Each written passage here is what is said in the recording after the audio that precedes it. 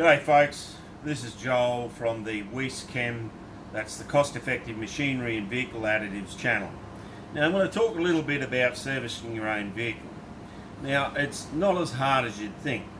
A lot of people shy away from it. Oh, I'm not a mechanic, I'm not this, I'm not that. But realistically, if you can get a packet of jelly, read the instructions, tip the prescribed amount of water and jelly into a bowl and mix it up, that's about as hard as it is to service your own vehicle. So just going to discuss a few things that you'll need, and even if you don't do your own servicing, if you do take it to a garage, it's a good thing just to be aware of what happens, that they're sort of not giving you this black magic, you know, it's all special and secretive, because it's really not that complicated. So first of all, you're going to need an oil. Now I buy my oils in bulk, but you can buy them in the 5 litre or less. Now this here is a 20 litre and it's a multi-grade oil that works in both your early model diesels as well as your petrol. So this oil will suit this car, and basically if you grab the handbook and you go to an oil place, they'll be able to give you an oil that suits your car. Now you're going to need filters, which basically I went to the filter shop, gave them my number plate, and they were able to give me all the filters I need for my vehicle. So air filters, fuel filters, oil filters, the whole works. The next thing you're going to need, because most cars are pretty low and you've got to climb under to undo the bung in the sump, so you're going to need a set of ramps. Well, I went down to Autobarn and bought these ramps. Now these ramps are just plastic, they're nice and light, they're easy to use. They're rated for 2,400 kilos per pair, or 1,200 kilos each.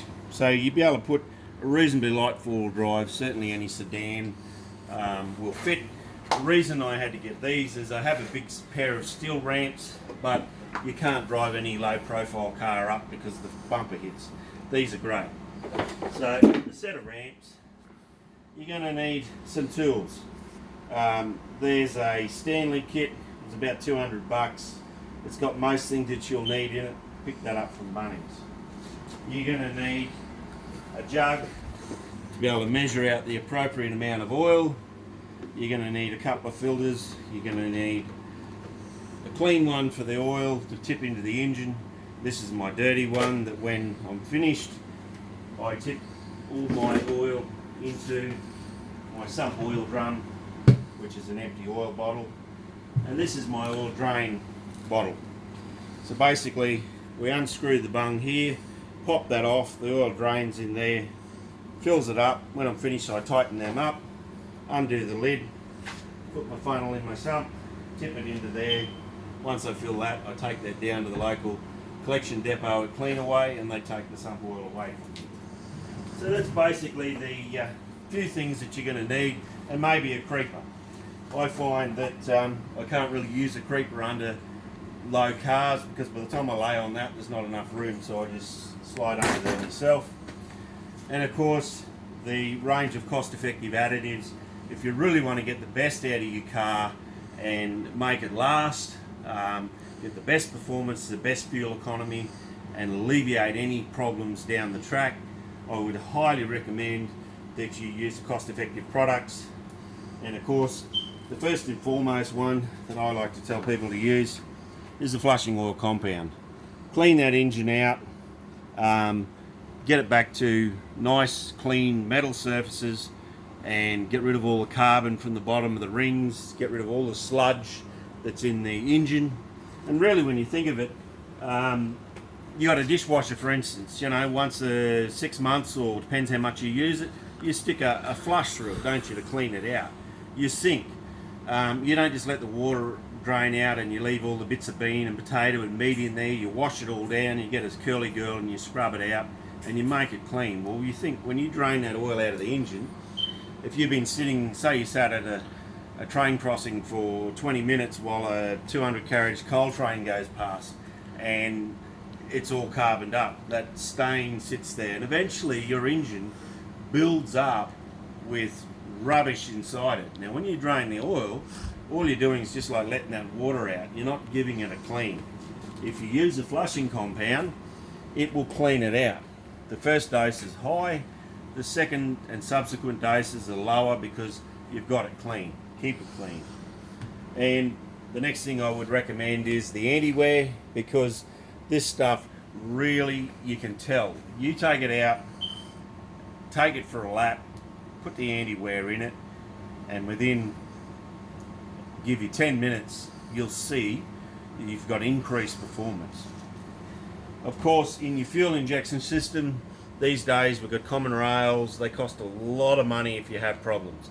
So in a petrol, you've got the Clean Power fuel additive. That goes through and keeps all your injectors clean, all your pipes, your fuel pump clean and lubricated, and avoids any problem. If you've got a diesel, common rail, then you want the CRD enhancer, which is the perfect thing for your diesels. Of course, you've got your radiator. Don't forget your RMI, which keeps all the corrosion at bay. In fact, with this stuff, all you need is water and the RMI. You don't need glycol in the hot climates where we are, because we don't have engines freezing. If you're down south, you might need it, but up here, this is all you need. And of course, there's another area that a lot of people don't think about.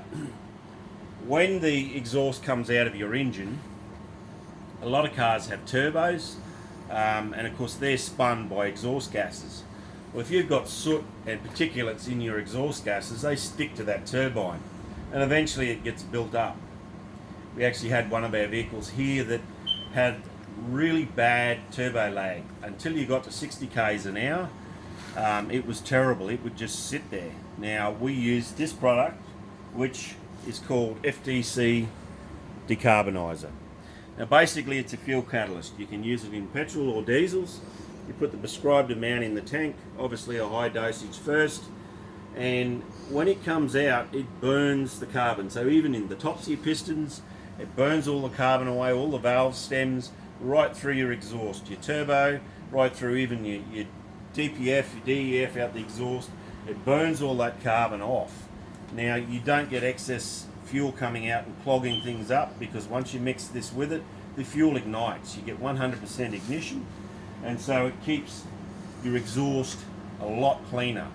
And then we've got, as I said, an Epica here that we use that on, and now that car is different to drive. If you touch the accelerator at any speed below 60 k's, it's got the full works of cost-effective maintenance in it.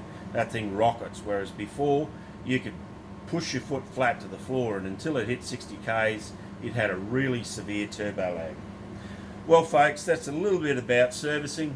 It's not as hard as you'd think, and you can give it a go yourself. If anyone wants any information, feel free to leave comments. More than happy to help. Also, a couple little items that help are some measurers that you can pour your additives out. A lot of them have the measuring additive on here that you can put in, but sometimes that's a bit hard to tip into fuel tanks and so forth. So I've got a little small funnel and some graded measurers that you can tip the amount in and tip it in. This is not normally the box. Our dog decided she'd like to help in the process and tore the other box up, so I've had to borrow a box off Mum. But that's basically what you get with a cost-effective pack. That's with the diesel pack you get the CRD, with the petrol pack you get the Clean Power, and it's really good stuff to make your car work at its best efficiency and run for as long as possible with the least amount of breakdowns. Well, folks, we'll catch you next time. This is Joel from WeSchem. Like and subscribe and tune into our channel. Cheers, folks.